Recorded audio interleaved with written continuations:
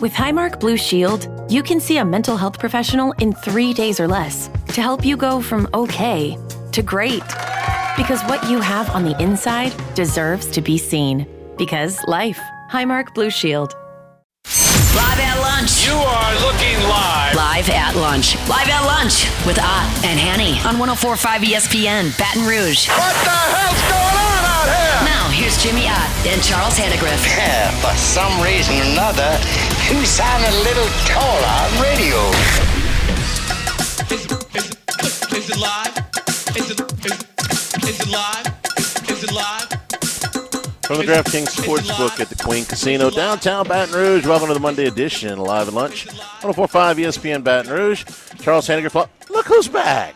I played a welcome back Cotta theme. Yes, Jimmy Ott back with us off yes. on vacation. It's good to be back. Jordan Kinch is in the studio. Max Gotro has a day off. He'll be out a couple days this week. But glad to have you with us on this early August morning. Jimmy, good to see you back. How was your trip?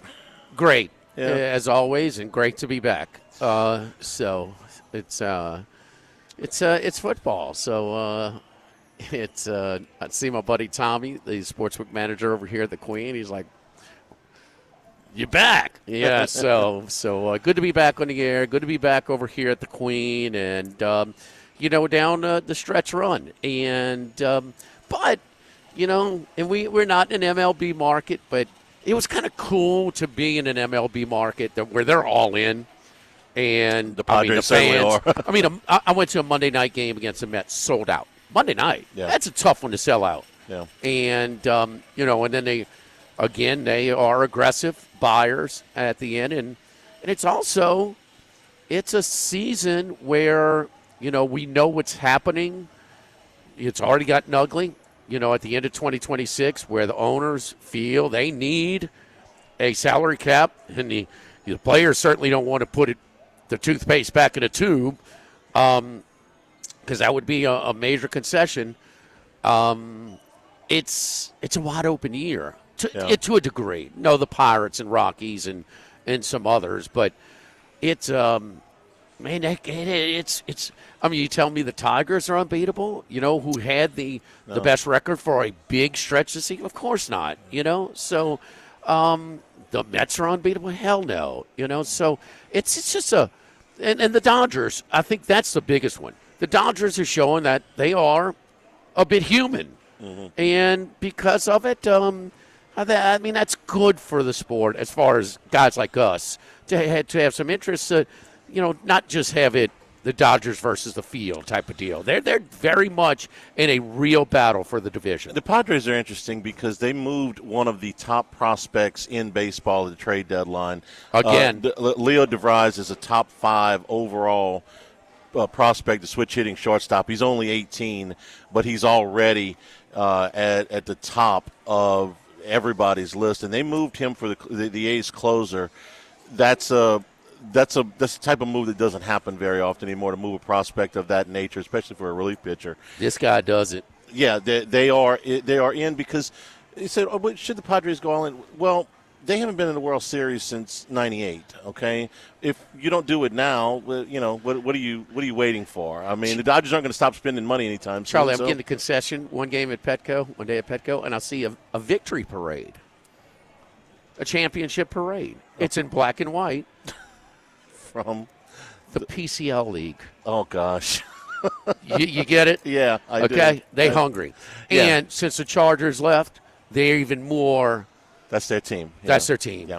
That's their team. No. Yeah. And it's it's certainly a Latin impact on the crowd. It's a Latin impact in the roster.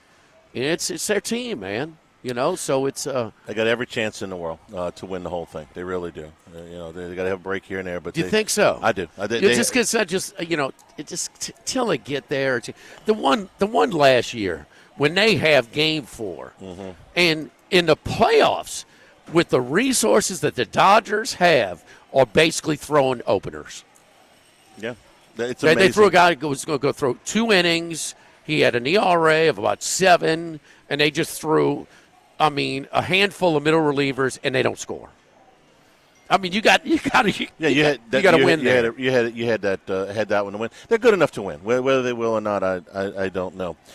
Tell you who else is good enough to win. Went out to practice on Saturday. Got my first look at LSU, and that's a really good looking team. That's what I saw on paper, matched what I saw out on the field.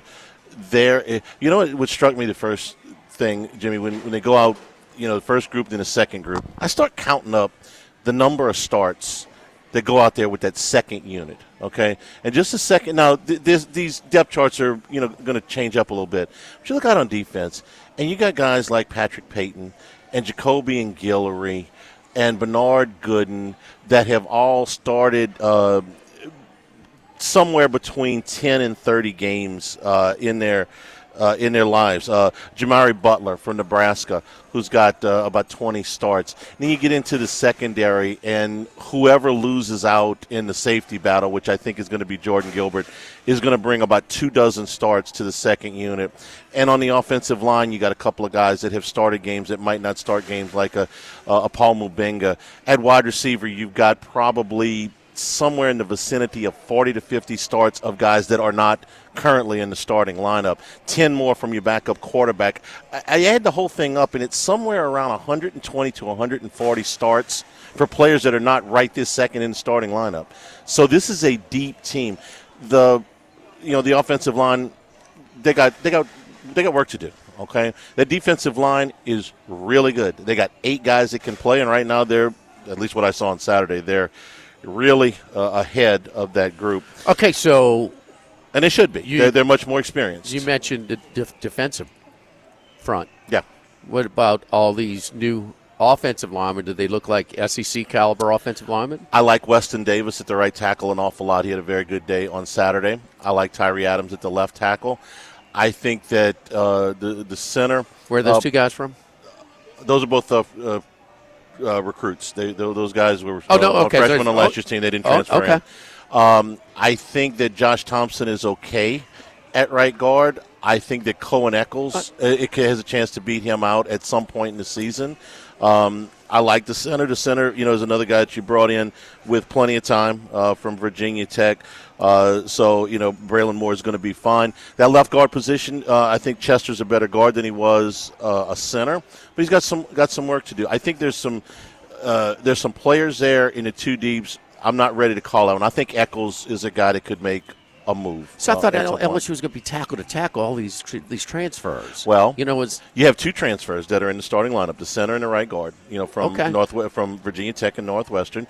Your 2 tackles are freshmen, or were freshmen last year, and your left guard was a starter last year. You've got something in the area of 50 starts on your interior offensive line. Now, not all at LSU. Chester at a different position, and Moore and Thompson at a different place. But the guy that jumped that I really liked on Saturday is a safety named A.J. Halsey out of Houston. They got him late. He was an all Big 12 guy at Houston, 3-year guy at Houston.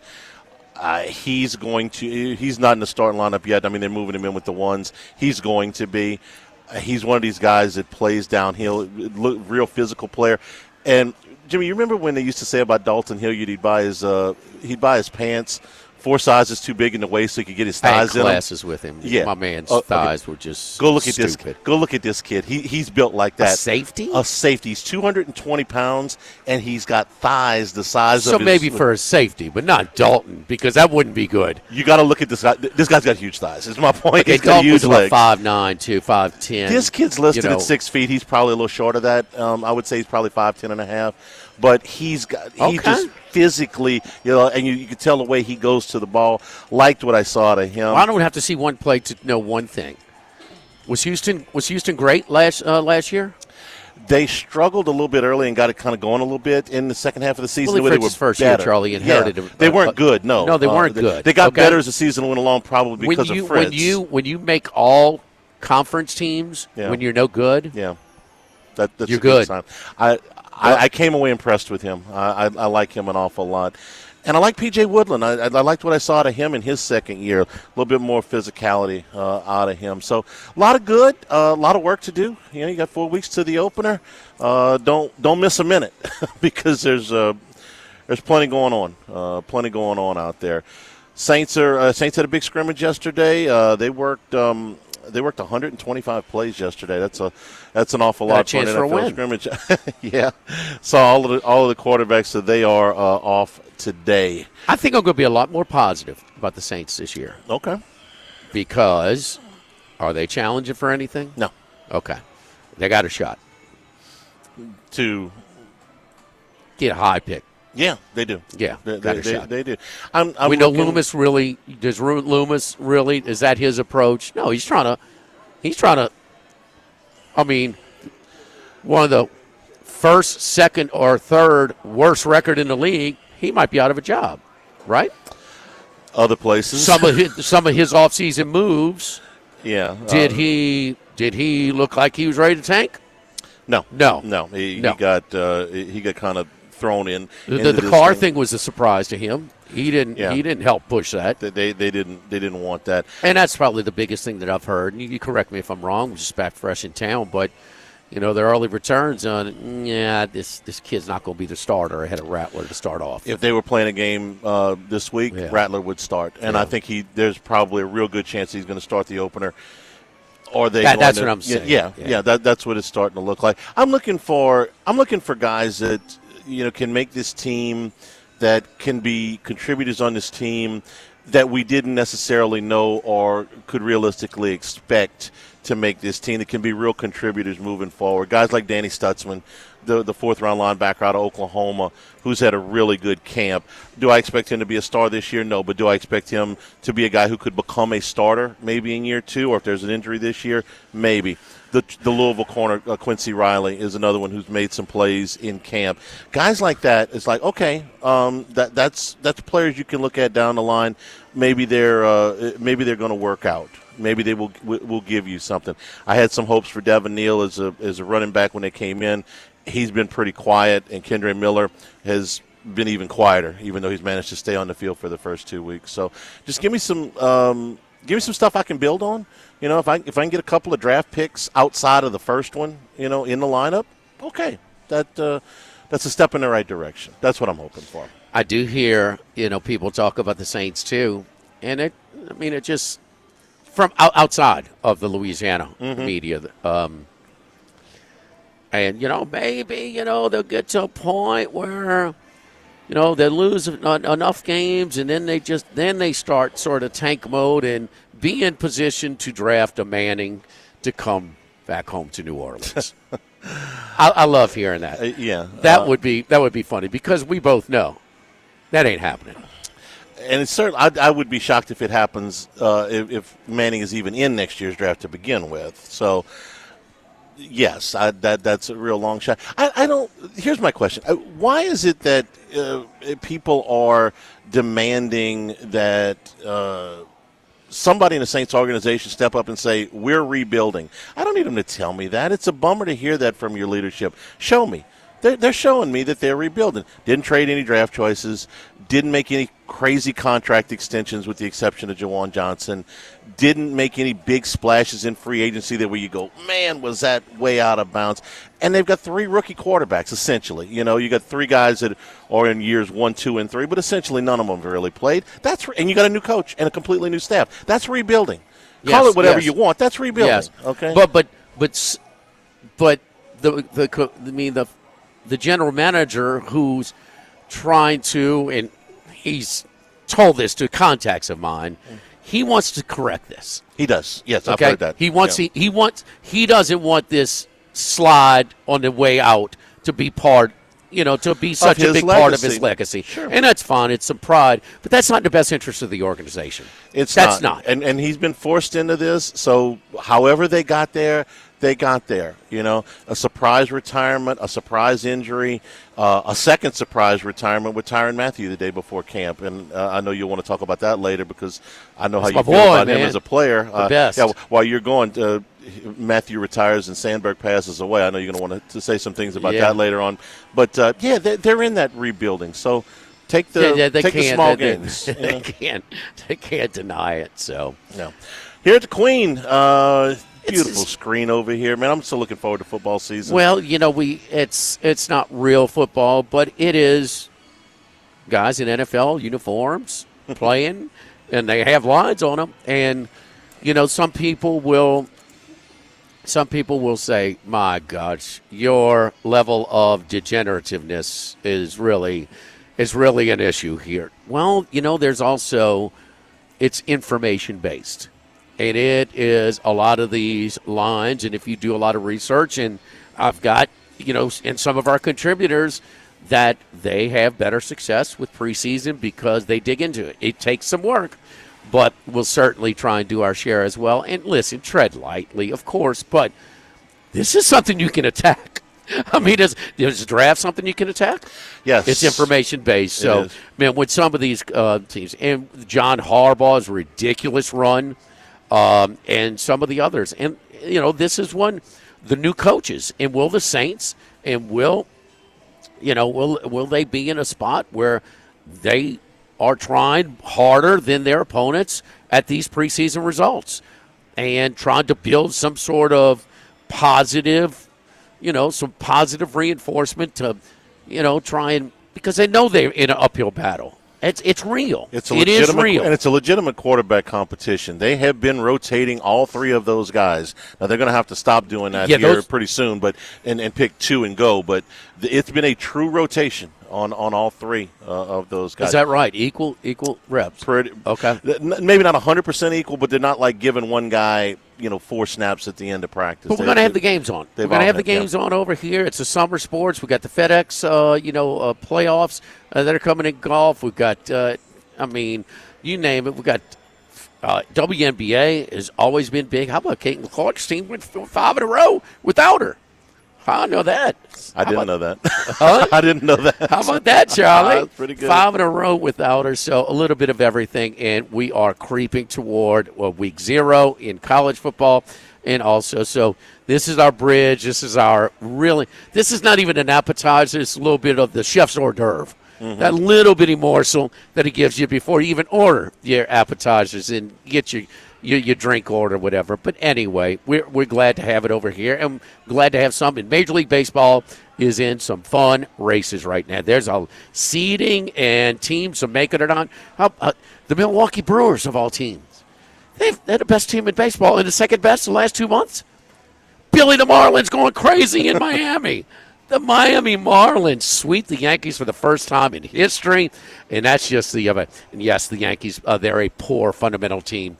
They may not be making the postseasons. And the Red Sox are, right there on the Toronto Blue Jays. So Chris Massero, I was with him in Del Mar. He is sweating like a big dog. He's got a big ticket on the Red Sox winning the AL East. So a lot of fun over here watching all this stuff as we creep toward in his stretch run before we start the 2025 football season. Live at the Queen, live at lunch, 104.5 ESPN Baton Rouge.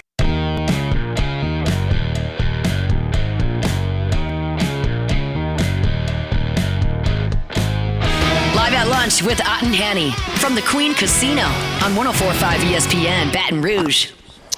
Remember, you can always get the show on demand, 1045ESPN.com, LouisianaSports.net. Go back on any of the shows and pick them back up on demand. And Jimmy, one of the topics we've been batting around with a lot of our guests over the last week and change is the odds to make the playoffs. And when you're looking at schedules and the teams that right now there are 8 teams that are minus money to make the playoffs.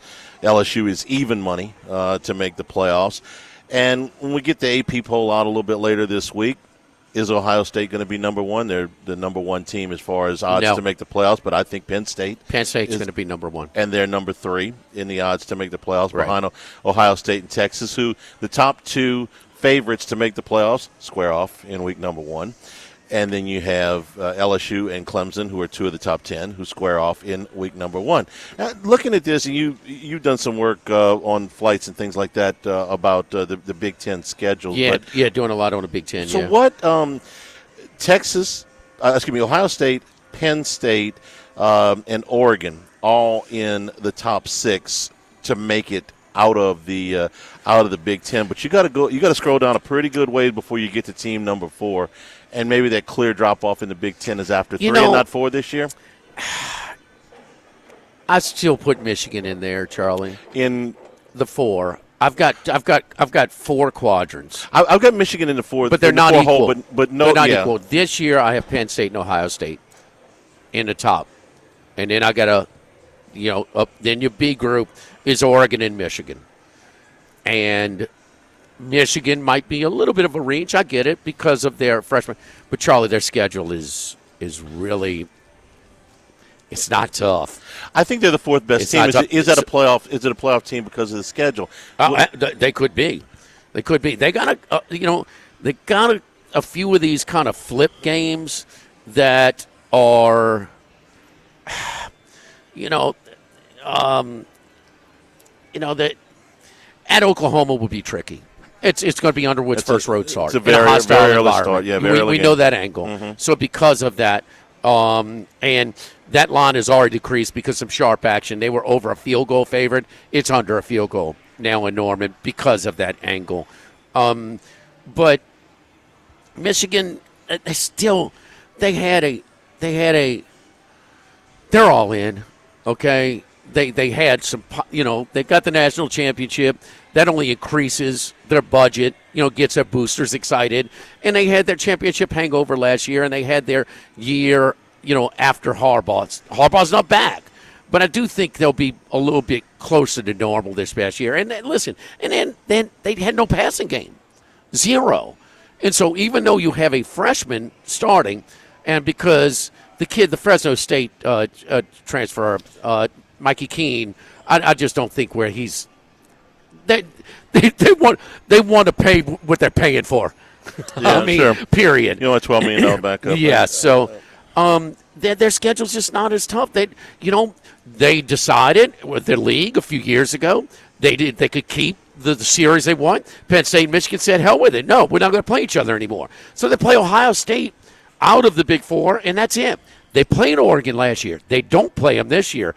And that's sort of the story in my research. The scheduling is all over the place from last year to this year in the Big 10. For instance, last year, Rutgers did not play any of the Big 4. Penn State, Ohio State, Oregon, or Michigan. This year, they played 3 of those 4.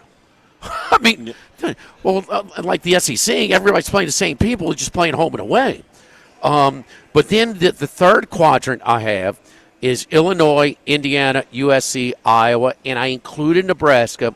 And it's not just because Matt Rule had a real springboard in year 3 at Temple and year 3 at Baylor, but he does things in such a sound approach. He's got his returning quarterback. I do think they'll be better. They were still only 2-5 in one-score games. I'm including an 8-point game there, and still went to their first bowl game in forever. So I think they can flip or at least get a winning record, a 500 record in those one-score games.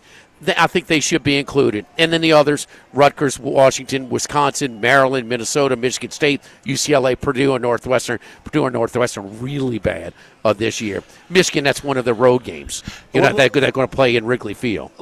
Okay.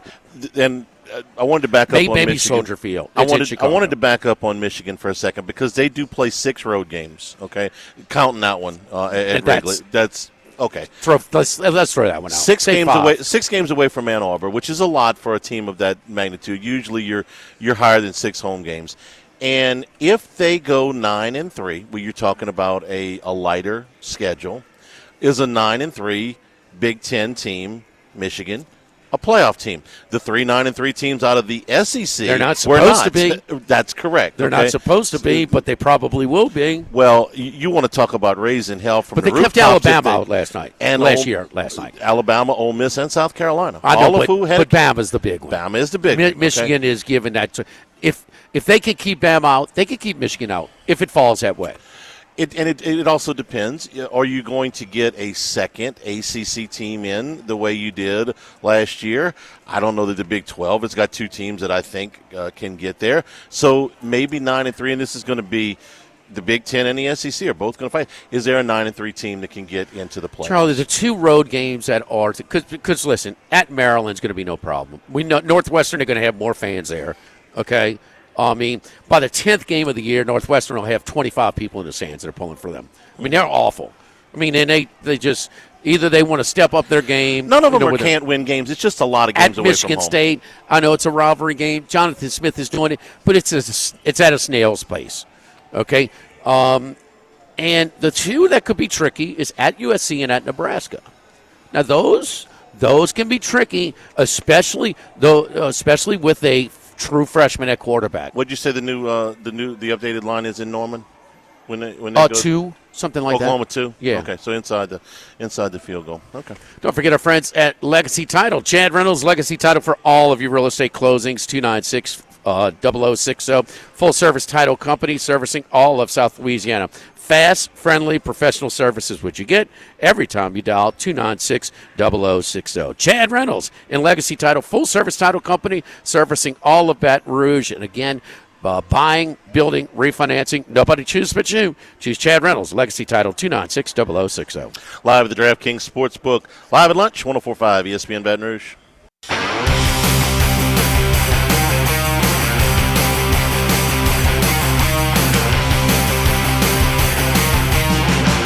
Live at lunch with Otten Hanny from the Queen Casino on 104.5 ESPN Baton Rouge. And today's show is also brought to you by Total Maintenance. Ever a more important time of year to have your AC operating correctly. Right now, AC and heating, generators, electricity, plumbing, Total Maintenance, your one-stop sales shop since 1980. Service today, every day. That's their slogan for one of South Louisiana's oldest and largest AC and heating companies. So nobody's ever got to go to sleep hot. Full-service staff in New Orleans and Baton Rouge. The authorized dealer for Carrier, American Standard, Daykin and Ream AC units, Generac and Cummins generators. All your electrical and plumbing needs as well. In Baton Rouge, it's 480-1000. In New Orleans, 841-3300. Service today, every day at Total Maintenance. So we will continue our discussion about the playoff teams, Jimmy. Look, from Bruce and Chris Massaro and Andy Isco and Wes Reynolds, all the teams we'll be talking about in the playoffs. One name has emerged as one of the strongest plays in this field to make the playoffs, and that's Clemson. And we say that knowing that the first game could go either way. We're going to spend the next month saying that Clemson's a small favorite. They're at home. But at minus 200, they are as attractive a play to make the playoff on that board as anybody because even if they lost the LSU game, they're still going to be favored in every other game this season, unless South Carolina does something crazy by the end of the season. So even if Clemson loses, if LSU loses this game, man, look, you got to go 7-1 in the SEC probably to get to the playoff, to have a sure shot at the playoff. Clemson, I don't know another game where they're not going to be a significant favorite, like I said, unless at the end of the season South Carolina looks a lot different.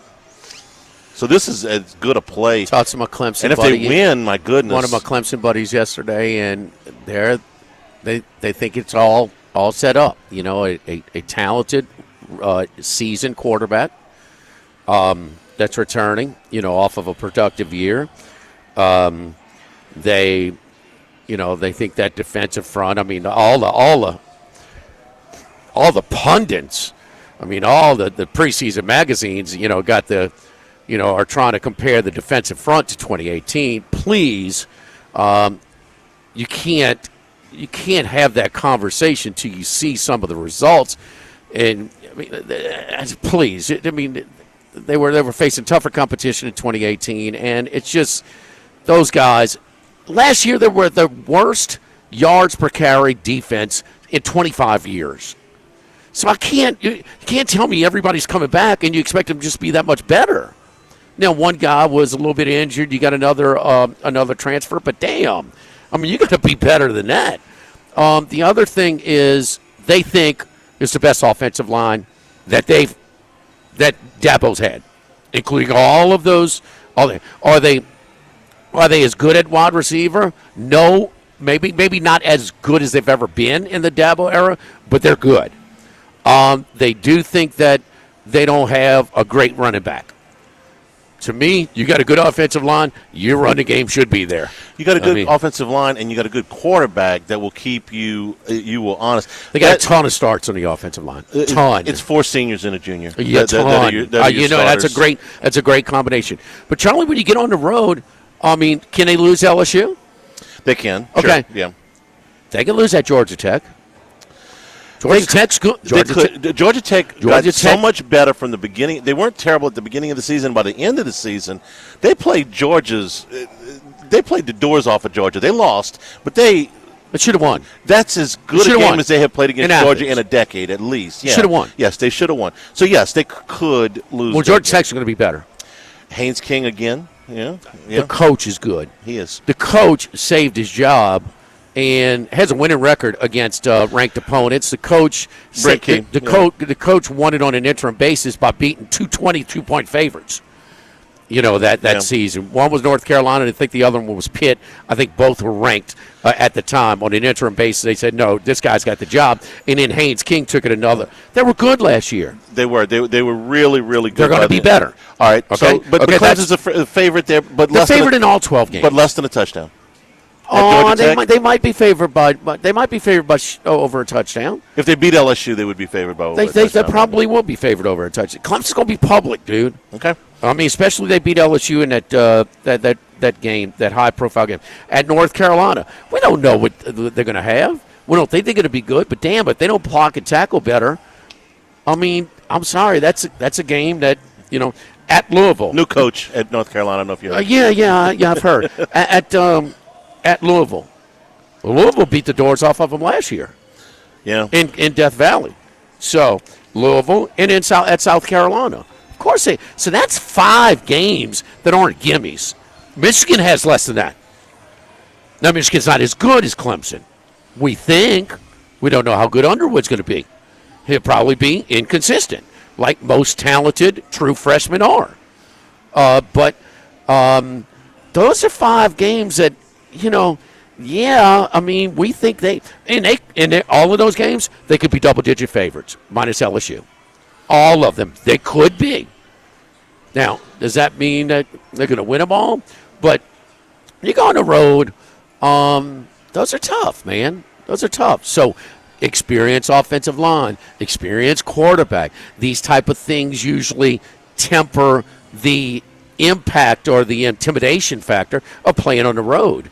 But I'm not ready to just give Clemson everything, just the kitchen. What are we basing Klubnik's, I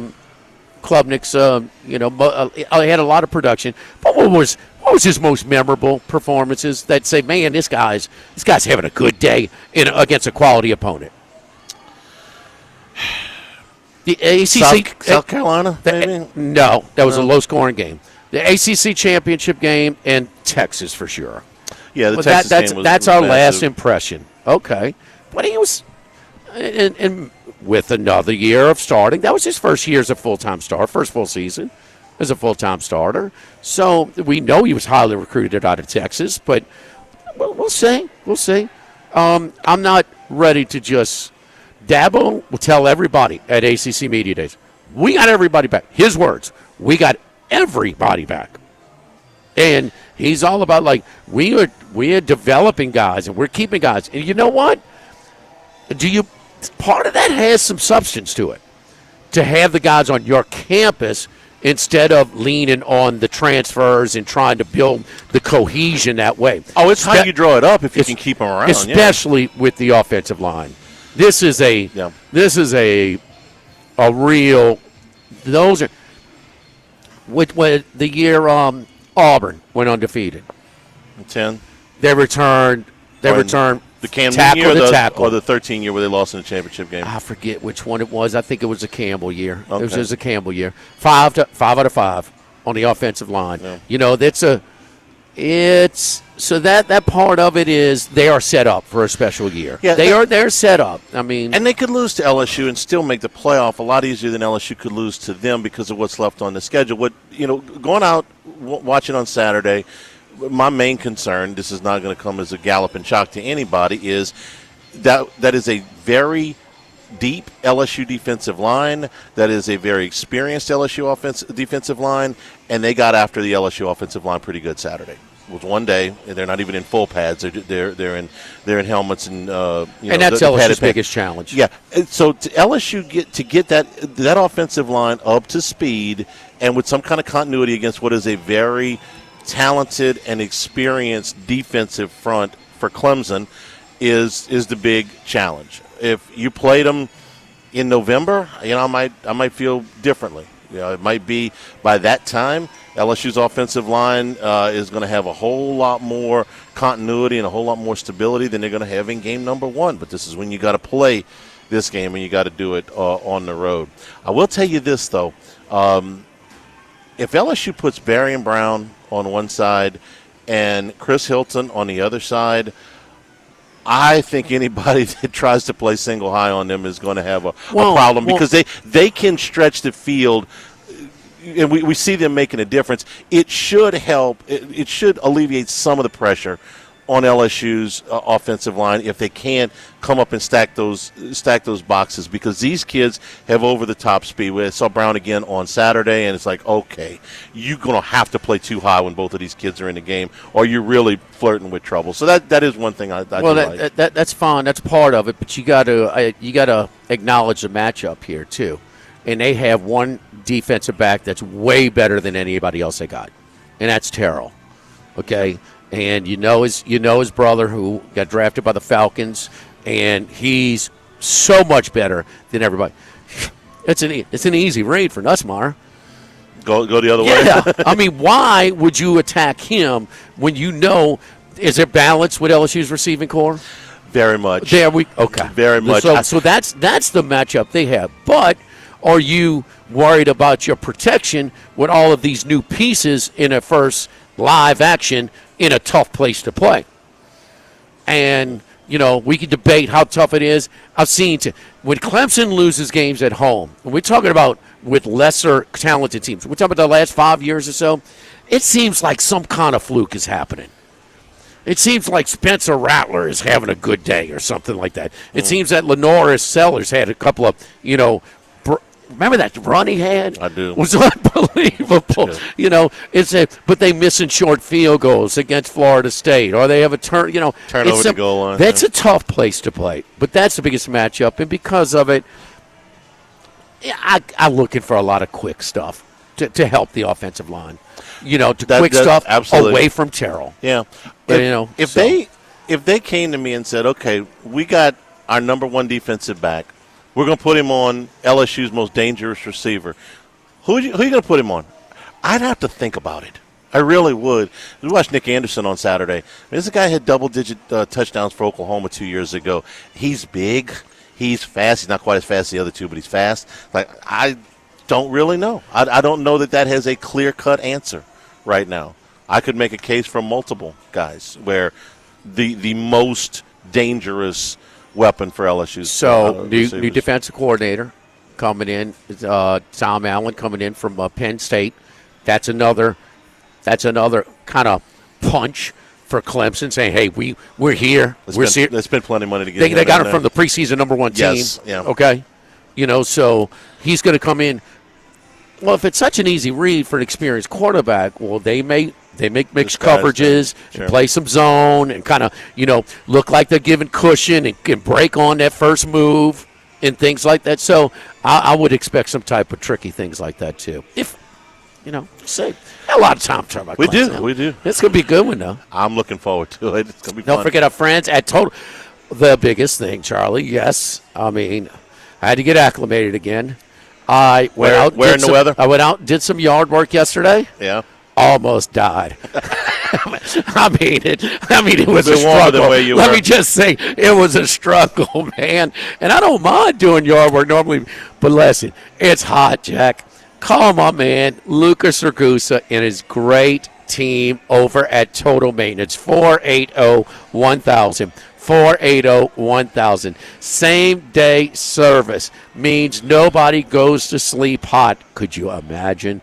Oh, my goodness. 480-1000. They have offices and staffs in both Baton Rouge and New Orleans, so they're not compromised at all, especially in these grueling August month, this month of August. So give them a call, same day. So we're always here for you at Total Maintenance. We've got all kinds of services that we take care of. But right now, it is AC and AC. I hope you took our advice during those really nice spring days and got your unit service to cool down more quickly, to also not avoid breaking down and cost you more costly repairs. But if you waited, it breaks down, well, call 480-1000. Total Maintenance. Again, my buddy Luke Ersager's and a great staff. Live at the Queen, live at lunch, 104.5 ESPN Baton Rouge.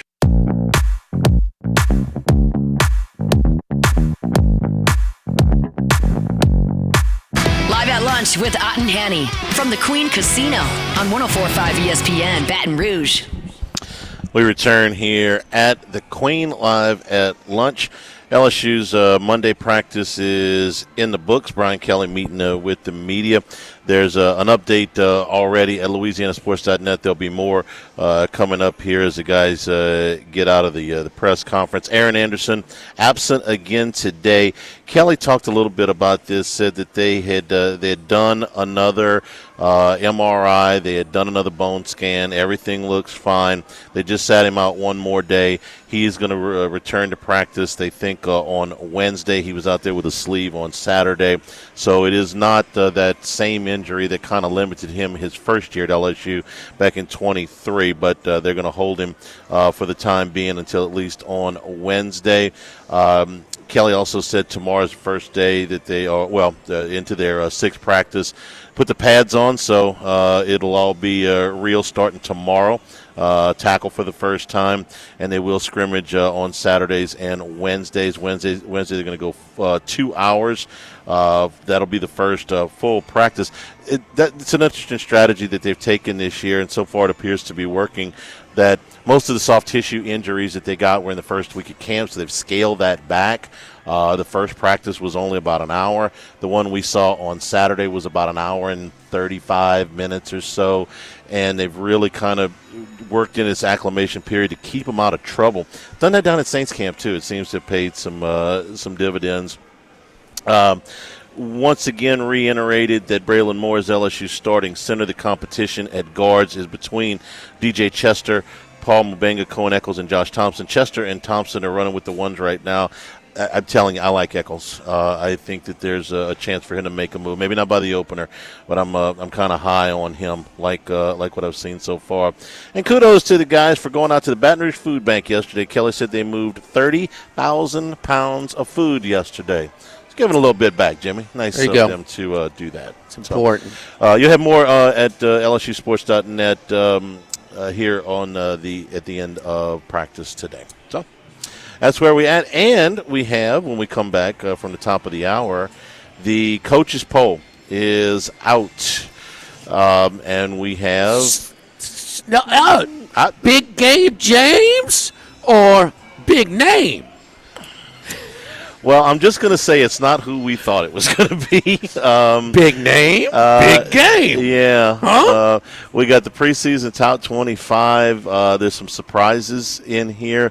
We'll tell you at the top of the hour where LSU ended up, where Clemson is. Let me guess, Charlie. I'm going to let you guess as soon as we come back from the top of the hour break. We're here at the Queen Casino, downtown Baton Rouge, the DraftKings Sportsbook. Come on out here. Great place to watch games. We'll be here for Football Sunday for a lot of the year this year. Great day to come out and watch the NFL. Odd number Sundays. First, third, and when there's a fifth. There you go. Odd number Sundays here at the Queen Casino. Live from the Queen, live at lunch, 104.5 ESPN Baton Rouge.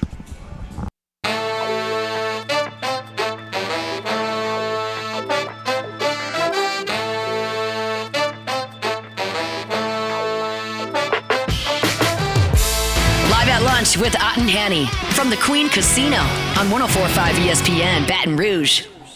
We return here at DraftKings Sportsbook, live at lunch. Jimmy out back from vacation.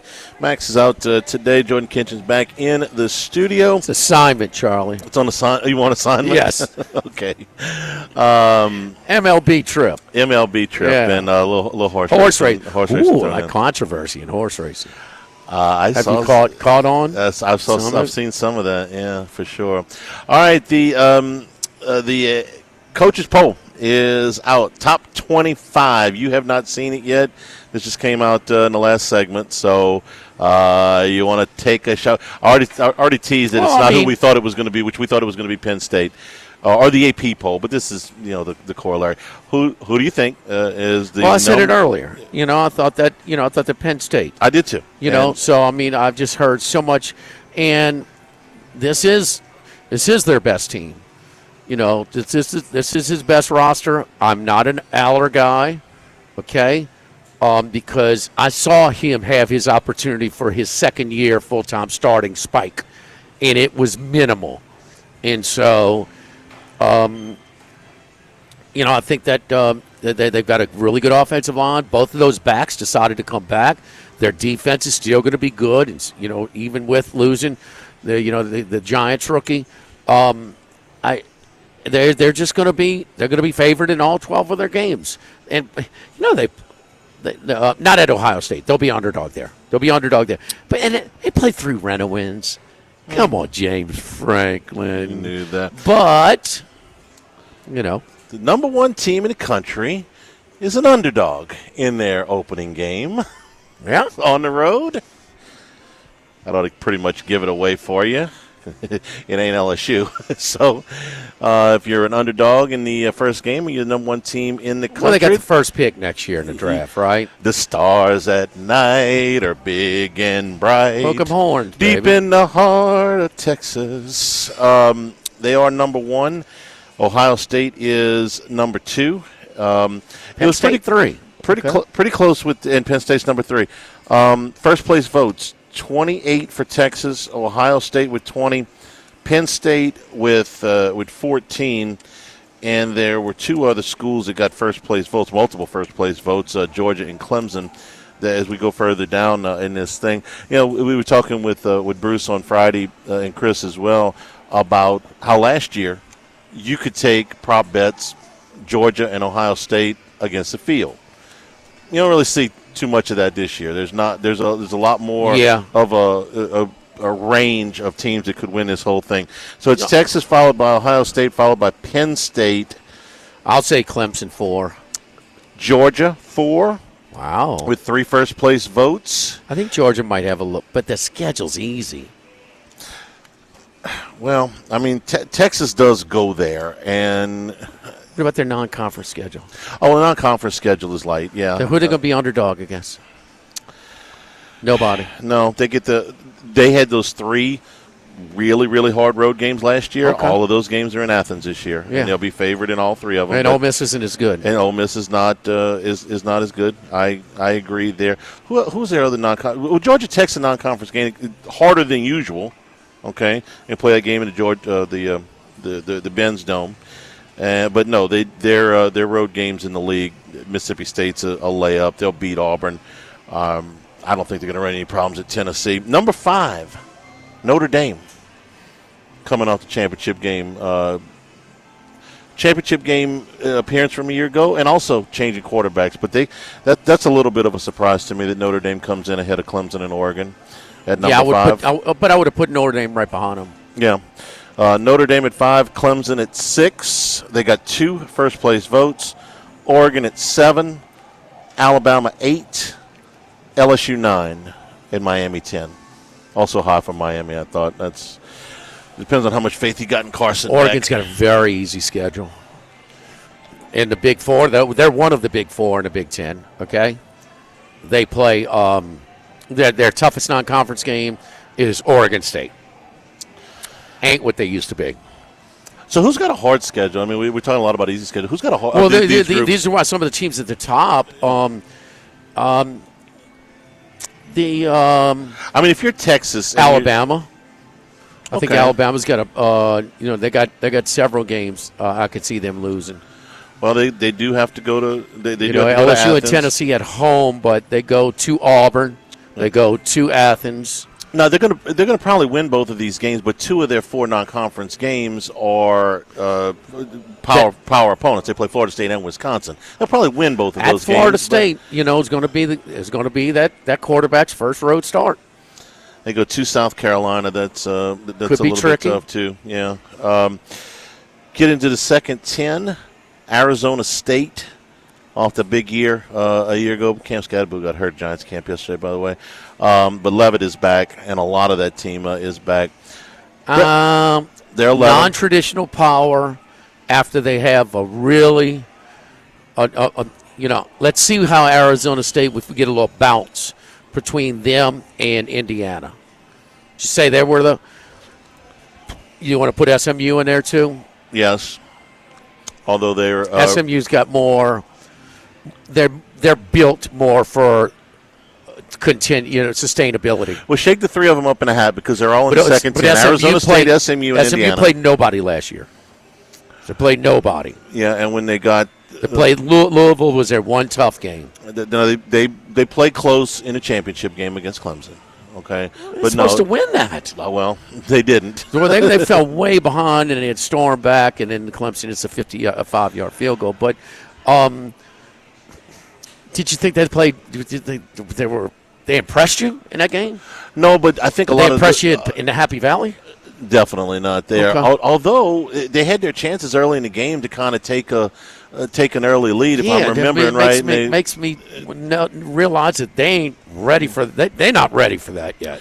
Of the Arizona State, SMU, Indiana triumvirate, which they're all 3 in the second 10, I like Arizona State the best because of the quarterback. Okay, and they're the SMU highest. quarterback's back. Huh? I know, but I like Levitt better. Really? Yes, I'm a fan. Illinois at 12. Brett Bielema, that's got to be the highest they've been ranked in the preseason. And gosh, I can't remember. They won 10 games last year. Mm-hmm. First time since the Kittner team. They're better. Yeah, he's a good they're coach. Better. Okay, yes, he's a good coach. Okay, they're better. They have a returning quarterback who was highly recruited, who is a former SEC signee, who's in his 3rd year of starting. Is it 4th? I mean, he's been there a while. Yeah. And Charlie, their schedule is light. The schedule is light. I mean, they have a very favorable schedule. They play one of the Big 4 in the Big 10. This pick your own opponent stuff in the Big 10 is. It's. I mean, they have one tricky non-conference game at Duke. Can you imagine if they did that in the SEC? Vanderbilt's phone would be ringing off the hook. Oh. Yes. We'll play you. Well, no. The thing is, you can't pick who you play. You can pick. Oh, no, you can't. You can. You can pick if you want permanent opponents or if you don't. And some of them have 3, and some of them have none. Big game. So they play one of the Big 4, and that's Ohio State. So that they should lose that, even at home. Mm-hmm. I can see it being a little tricky there, but they're. I was you read the anonymous quotes. Some of the preseason guys. One anonymous coach from the Big 10 thought that Illinois could have made a little noise in the playoff last year. I'm not so sure about that. Actually, I don't agree with that. I thought it was one of those flukish bowl games where they beat South Carolina 21-17. But South Carolina's all in on their bowl games, too. They beat them. They beat them fair and square. At Indiana's a key game pretty early. And I think Illinois. That's a September game? Is it? Late September 20th. Okay. It's the 4th game. Okay. Speaking of South Carolina, they're in at number 13. That was one of the surprises. But can I tell you, they play. These are some of their Illinois. Purdue, awful. That's a win, yeah. Northwestern, that's a win. Awful. Rutgers, that's a win. Maryland. Should be a win. You got some. Yeah. Ohio State, you won big one, and you're toughest. No, they're going to win 9 games. South Carolina at 13. One of the surprises while you were gone was that Lenore Sellers was named first-team All-SEC quarterback out of media days. We thought it would be Nussmeier. It was Sellers, who I like, not more than Nussmeier, but I like. They have a challenging schedule if we're looking for somebody with a more difficult schedule. Rivalry weeks decided that. Well, that's part of it. He had a big win at Clemson, and Nussmeier in College Station fell apart with the lead. I mean, he did. You know, Well, they did. Those 6 quarters. No, but he was a big part of it too. He threw 3 interceptions. It was that 6-quarter stretch of Alabama second half against A&M was his worst stretch of the year. South Carolina's schedule, the bookends: Virginia Tech on the front, Clemson on the back. In the SEC, you got to go to LSU, you got to go to Ole Miss, you got to go to A&M, Alabama, Oklahoma, both go there. I think that's a tough road to navigate if you're South Carolina. South Carolina's got a tough schedule. Here's one of them that does, and it's probably too much for them for sustainability as well. Sellers is going to have to carry them. They lost a lot on that defense. As they were underrated last year, they may be overrated a little bit this year. I think that's fair. I mean, I still respect the job that he's doing. I think Sellers, I'm with you. We both Sellers guys. Mm-hmm. I don't think he's – I don't know. He could have a good year, and they could be 8-4, or 7-5. 100%. And he could still have a good year with that. 100%. Yeah. Yes. 5 starters only back on that defense. Yeah, and they got one edge guy back, but the rest of them guys are gone. Michigan at number 14, Ole Miss at number 15. I hate to tell you, but Michigan's another one of those teams. They decided they don't want to play Penn State every year like they used to. They don't play Oregon like they did last year, so their one game is Ohio State. They got the tricky games like we talked about where they go to Nebraska on the road, and that could be tricky, but if they – and that Michigan State, they should win. I don't see how Michigan State can compete with them just yet. They're not. That's forget the D'Antonio. The other one's at USC. On the West Coast, USC can beat them there. Now we're intrigued about USC, but USC until they prove us, Lincoln Riley out there that he can be just better than solid in the Big Ten. I mean, they got to do it. I mean, it's kind of like, Penn State was last year. USC was in position to win, like Notre Dame last year. USC was in position to win, at the Coliseum, but they didn't get it done. It seems like their level of frustration with Lincoln Riley is somewhat similar to LSU fans' frustration with Brian Kelly. It hasn't been bad, but it hasn't been. Brian Kelly's been better than Lincoln Riley's been. He has, but these were the 2 high-profile coaches that came in 3 years ago. I get it. Neither one of them have been bad, but both of them came in with expectations of championship or bust. And both had really good first years. Yes, and I mean they're in the Pac-12 championship game and favored and going to the 14 playoff if they win. These are 3 years. You've had 2 Heisman Trophy winners. You won a lot of games. LSU played for the SEC championship in Brian Kelly's first year. It just hasn't been exactly what you wanted. None of it's been bad, but there's a little level of frustration for him out there too. Your SMU Ponies are 16. Florida 17. DJ Lagway is back at practice now. He had missed right there at the beginning. What's that SMU schedule? That's one I hadn't researched just yet. SMU. I got it right. I mean, because they didn't play. They dodged all the big boys last year. Their non-conference They didn't schedule. play Clemson. During the regular season. I mean, their road games are Cal, Boston College, Wake Forest, TCU, and at Clemson. They do close with 4 of their last 6 on the road. They play Miami at home. They play Stanford at home. Baylor can be a little interesting. Baylor in week 2. At TCU can be a little interesting non-conference games. You get Baylor coming off that game against Auburn. Baylor opens with Auburn. Syracuse, Stanford, at Clemson, at Wake, at BC, at Cal. Cal's going to be down this year. At Clemson's a loss. They do host Miami. They dodged Miami last year. That's an interesting game. Okay. Miami top 10 right now. Yeah. No. In the preseason poll. No, this is a little tougher schedule, regular season schedule than they had last year. Florida at 17, Tennessee at 18, Indiana 19, and then the final 20 Kansas State. Kansas State, Iowa State is number 20 versus number 21 for the Week 0 game, the premier game of the Week 0. A&M tied with Iowa State at number 21, and then BYU, Texas Tech, and Boise State wrap it up. So Big 12 is fun again, though. It's wide open. Big 12. Well, wasn't it wide open last year? It was. It was. So it's fun again. Our buddy Jeff J. Auburn. Already talking about Dillingham. He does have some ties there. Dillingham is such an Arizona State guy. That would be interesting, okay? He would take the Auburn job. You think? Oh, no. I'm not saying it's not a better job. I'm saying come on. That's hometown. He's got some Mark Few type vibes to him, like I'm here for life or longer, even if I get offered other jobs. Every now and then you run into a guy like that. He's been at Auburn. He's got some things built in that he's trying to scratch and claw with over there. I'll take your word for it. Auburn's a better job, obviously. Auburn's way better job. No argument.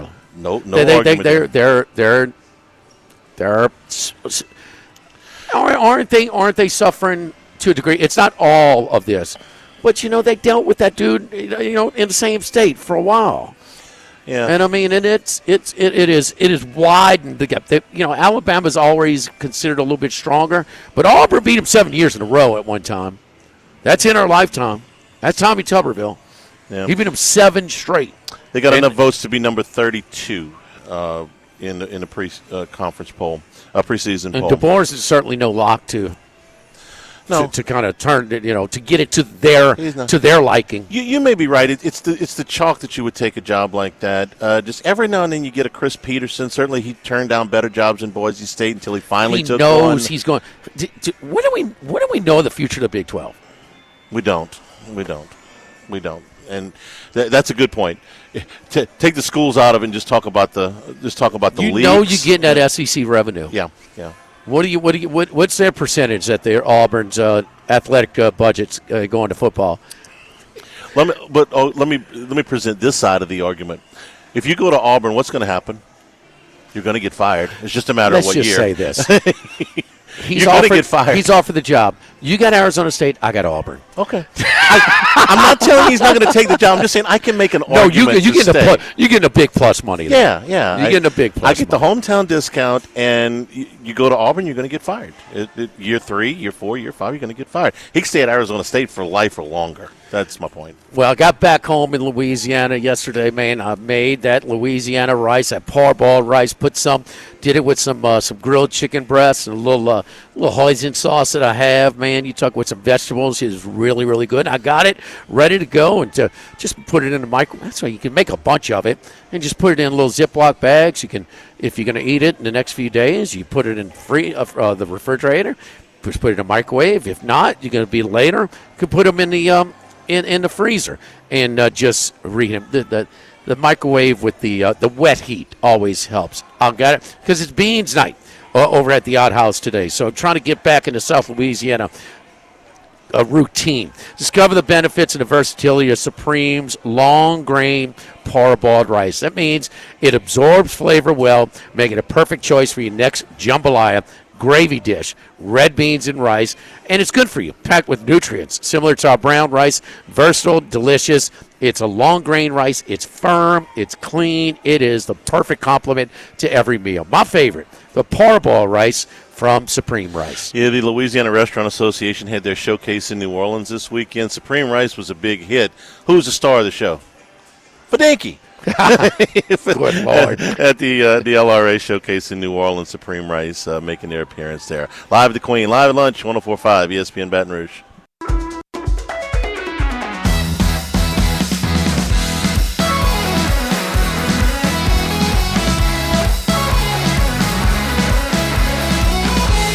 Live at lunch with Ott and Hanny from the Queen Casino on 104.5 ESPN Baton Rouge. Hello, welcome into the Live at Lunch family, the Morris Insurance Group. If you are an outdoorsman and you've got properties that you're looking for insurance on, your hunting camp, your fishing camps, your boats, your RVs, your trailers, your tractors, your all your four-wheelers, they can help you out. The Morris Insurance Group help you out on your coastal properties, including flood insurance. Let the owners protect themselves. So you can get a quote today at morris-ig.com or 201-0007, 201-0007. That's from my man Buzzy Hydell. They'll help you out on some of those big boy toys that you can get insurance on at the Morris Insurance Group. Jimmy, you been keeping up with any of the NFL camp stuff? I had a couple things I wanted to run by you. We did Saints at the beginning, but you can get so much, but not really the practice reports so much as the holdouts. To me, that's been the one story of the McLaren. Well, there's three. Okay, McLaren, Mike Parsons, and Hendrickson. Okay, yeah, well, Hendrickson's is. They're all in camp, so they don't get fined, but none of them. They are. Hendrickson is in camp. He is at camp, but he's not doing anything. He's come up with some mysterious injury to keep him on the. Well, McLaren's not practicing, and Parsons, he might be dressed out, but he's not practicing either. Correct. Huh?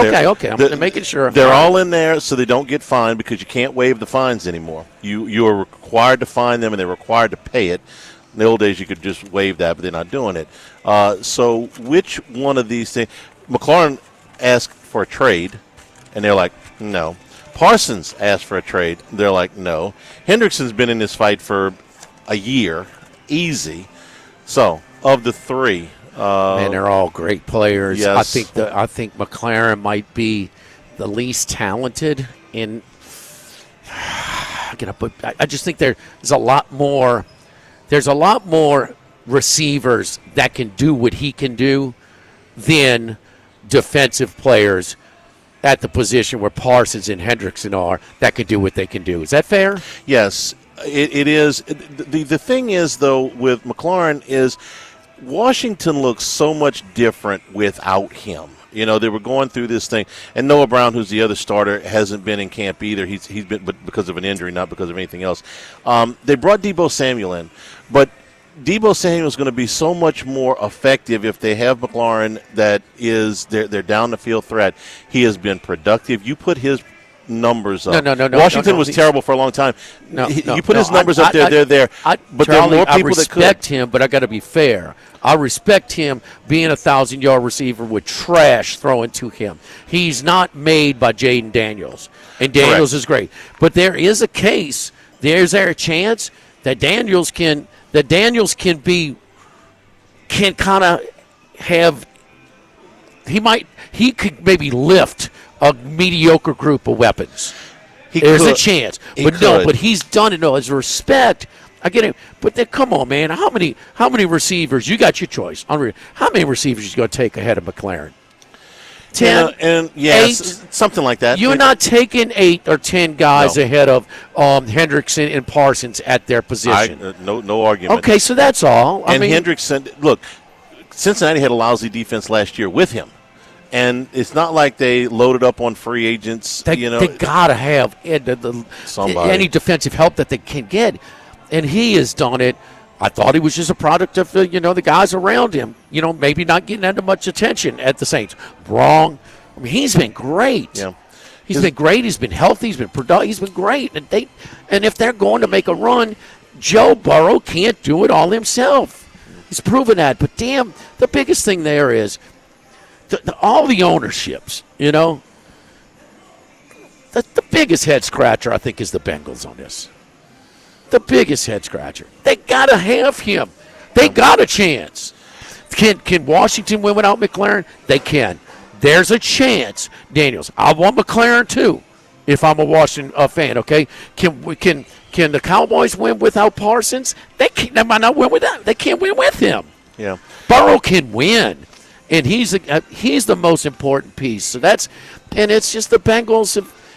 The Bengals probably worse than Jerry Jones with their ownership. I have to say, Jones is near the bottom. And it shouldn't surprise me, but I wonder what Jerry Jones is going through his mind, and with Steven, they're talking to him, is why do you feel it necessary to get out and make these comments multiple times during camp, taking shots at Parsons? What is your end game? What are you trying to accomplish here? Charlie, because he went down this road with Dak Prescott. He went down this road with CeeDee Lamb. He went down this road with Taylor Moore, multiple offensive linemen, and every time they end up paying them, and all that happens is you get this soap opera throughout training camp, and the guys he loves time. it. I know, and it's like, why? Well, that's why he's a bad owner. Yeah. A real, near the, not like, Oh, I think so. No, near the bottom of the league, and they got some bad owners. Yeah. He is hindered this team because he wants it to be. He wants the soap opera, and they flourish a little bit on the soap opera. They're not flourishing on their results. No, I could understand with Dak, and I don't understand the talking publicly. At least the Bengals shut their mouths about it. I understood that if you don't think Dak Prescott is a top 8 quarterback and you have to pay him as such, I could understand your trepidation there. But there is no question that C.D. Lamb is a top 5 receiver in the league, and that Micah Parsons is a top 5 defensive player in the league. What are we debating here? Okay, what are you waiting for? Because when they waited on C.D. Lamb, it cost them more money. Minus the shenanigans, I think he may feel that he overpaid Dak. And he probably did. He may feel that he overpaid C.D. Lamb. I don't think he overpaid C.D. Lamb. I think C.D. Lamb his production levels the last 2 years have matched his salary. Their payroll is too star heavy. Their roster is too star heavy, and they're not distributing it. You know, there's no balance to their roster, and that's what has kept them back. They got some really weak starting players out there. That running back position doesn't look good at all. And the offensive line is just it's aged. It's aged. It's just deplete. It's just declined. Yeah, it's declined. I mean, and it was one of the best. When Dak's rookie year was so good. That running game, that made it easy on him. That's why his numbers were so good. Romo's really good year. They were really good, late. And Zeke was a top 5 running back at that time. But he's and some of these senile, old-aged owners in the NFL, they're almost comical listening to some of the things come out of their mouth. At least Mike Brown talks once a year, okay? But I mean, Jerry Jones has got a. Even though it might be on the air more than us. You probably shouldn't pay. Well, if he's in jail, I feel I shouldn't have to pay him. Yeah. We haven't even gotten to that part of their holdouts. Well, yeah, have we? It was you hit that one, right? The Saints didn't take that guy. No, because you say, please don't take this guy. Did you know? I don't want this behavioral clause. I mean, what industry doesn't have a behavioral clause? It's the same damn clause that's in every other contract. So this is what the union has agreed to. So don't. Yeah, but this is a guy they didn't check out ahead of time that might pull this type of stunt. I blamed that more on the Bengals because the language that they want in that contract is standard. Of course it's on the Bengals. But it's standard language throughout the league. I'm not a big Stewart guy, but I'm going to invest a first-round pick. Yeah. I'm going to have conversations before I draft the guy. We're going to feel him out. That wait, he might pull this. I guess you can't tell for sure, but I got to have a. I don't know. It happens more to teams like the Bengals. Yeah, because, 32 first-round picks. How many of them had language problems in their contract? One. I know. You think the other 31 teams are doing it wrong? I know. That's. But at least he stays quiet about it. Jerry Jones is, it's like this daily march to the podium. Oh, he went quiet a few weeks ago.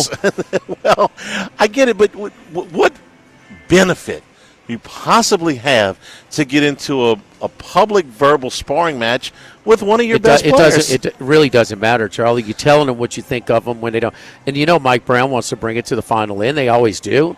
And they usually sign their guys. And don't all three of them, don't you think that's what's going to happen? Well, Stewart got in. Now, Hendrickson, I don't know. Oh, Stewart did get in? Yeah, Stewart got in. Okay, good for him. He got in the first. He signed a contract, huh? Yes, he's in and he's practicing. Hendrickson is there just so Marshawn Lynch, just so I don't get fined. But I ain't practicing until you guys give me a deal. With Hendrickson and with McLaurin, it's the 30. They're turning 30, and the long-term dollars, the teams are reluctant to commit. Micah Parsons, I don't get at all. Micah Parsons is one of the top 6 or 8 players in the game on defense. One thing that he said, and he's young. One of the crazy, but he did. He missed games last year. He did. That's. Do you consider Micah Parsons a big injury risk, like more than normal, or just? Well, this is the most recent. He missed, 6, 7. It was 4. Jones said it was 6. But it was really? 4. Yeah, we went back. My bad. I'm sorry. I didn't. You didn't, took his word for it. I get it. Yes, my bad. So really, he's exaggerating. Already. Damn it, he should know. Okay. I'll bet I don't he does care how. know. I don't care how late in his career. But my man said he might get hit by a car. You know, people can get hit by a car. Parsons has missed 5 games in 4 years. It's comical. 5 games in 4 years. That 5 is, games in 4 years. Yeah, that's hardly an injury risk. I mean, that's maintenance. That's ridiculous health. Yeah. There isn't a team with any player on their roster that wouldn't take that right now. And he's 26 years old. Okay. He's special. Yes. He's a game-changing edge guy, man. He can change it. There's no doubt. You remember when he held Emmett out the first 2 games of the Cowboys' last Super Bowl season? That's so long ago. I know, but that's when they were same guy, same owner. No, but Charlie, they were a championship team then. They were. They're not a championship team. No, but okay. I want Micah Parsons on my team. You have no chance of being a playoff team without him. Right. You can't. That can't carry. And they're not going to trade him. I mean, I can't imagine any circumstances where they trade him. So you're going to get this worked out. So quit being a diva. He's going to say. Wait, what did you say? You told Jerry Jones quit, being theatrical. Hey, just my little piece of advice. Nobody asked me, but guess what? All right. He still got a big yacht. He got a crew, huh? Yeah. And everybody's criticizing what they got. Not a significantly smaller boat.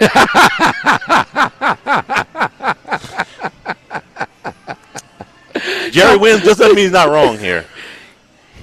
He, just like a lot of these guys, they are going to continue their business tactics because it is proven to be so successful. Yeah. Very few of them can pull away and let the football hires do the football jobs. There's no way. I mean, but if he had a GM that he hired that would be doing this, and certainly not making these comments. No. But he is the GM. His deal. It's his toy. Jerry Jones, owner proprietor. Yes. Don't forget our friends over at Relief Windows and reliefwindows.com. South Louisiana. Man, these weather conditions are really going to take its toll on your windows. But Relief Windows, man, we've got them. Your homeowners association requires wood windows. We got the best ones for you because they're going to look good, they're functional, and they are built to last. They're built using the R-Last wood gel wind windows from Relief Windows. Come with a 20-year general warranty and a lifetime limited warranty against rot and termites, providing years of beauty and minimal maintenance. The builder wants things that last. The architect wants things that look good. You want both. You get both with the wood windows from Relief Windows. Trust me, because I do, and they look, it's brand new, like I just put them in years later. Relief Windows and reliefwindows.com. Live at the Queen, live at lunch, 104.5 ESPN Baton Rouge. Live at lunch with Otten Hanny from the Queen Casino on 104.5 ESPN Baton Rouge. Return here at the Queen. We're also brought to you by the Thibodeau Store and the Pierre Part Store. Items available on the website right now at significant discounts. Include a lot of your gardenware, a lot of your hoses and accessories, patio furniture. Also right now on the website at thethibodeaustore.com. Deals of the weeks on some of your do-it-best tools.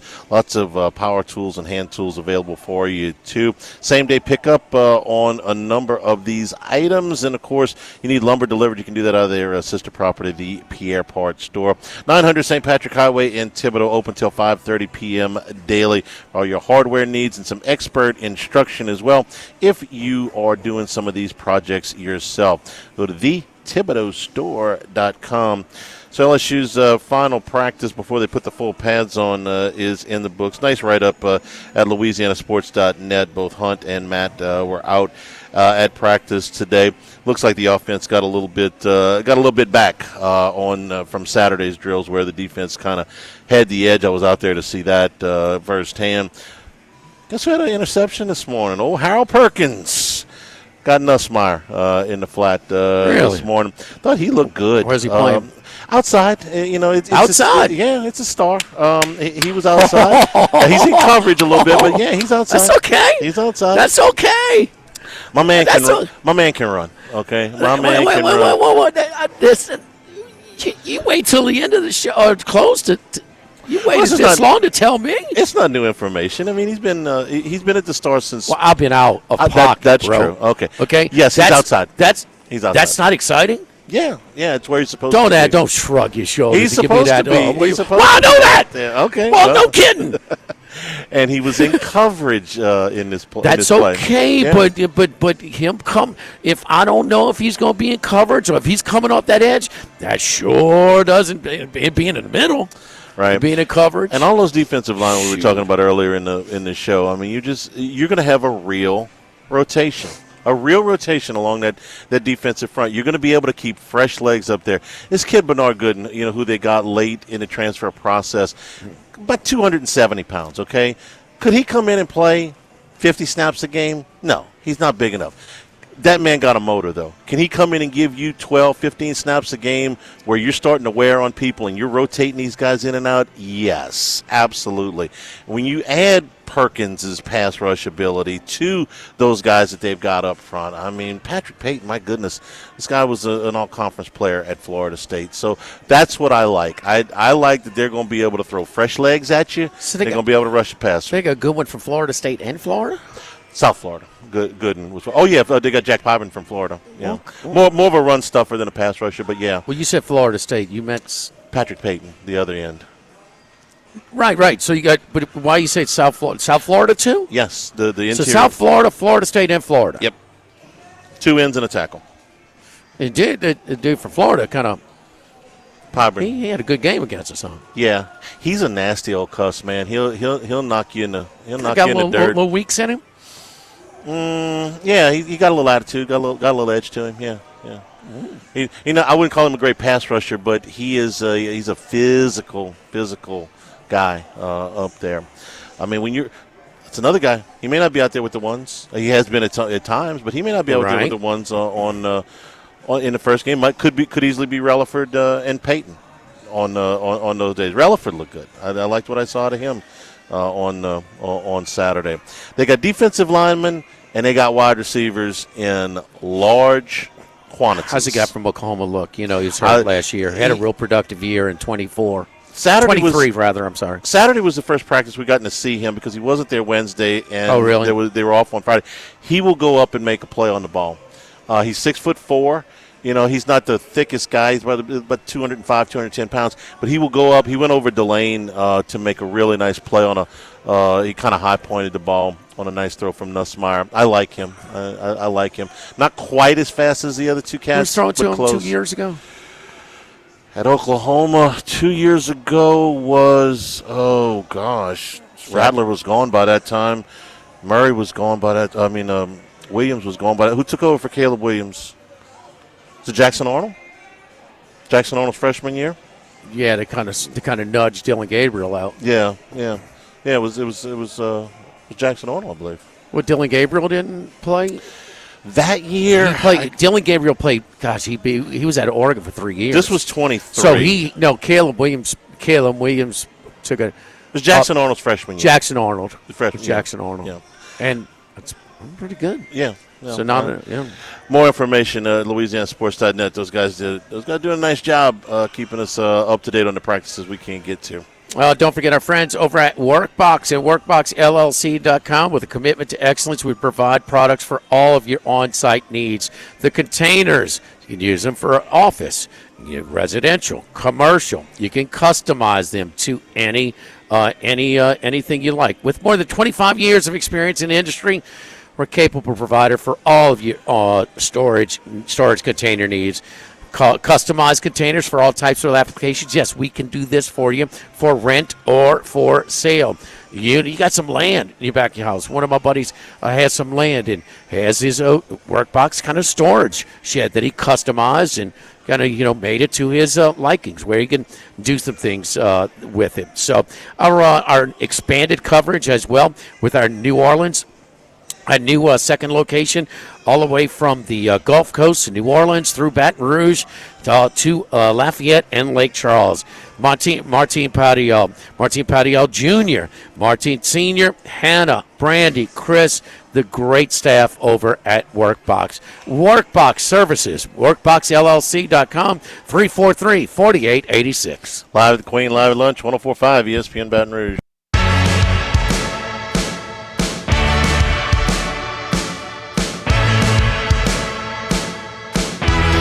Lunch with Otten Hanny from the Queen Casino on 104.5 ESPN Baton Rouge. And return here at the Queen live at lunch. Again, the top 25 out today for the coaches. We'll get the AP, I guess, later this week. Not sure what day. Texas, your preseason number 1 team. Ohio State 2.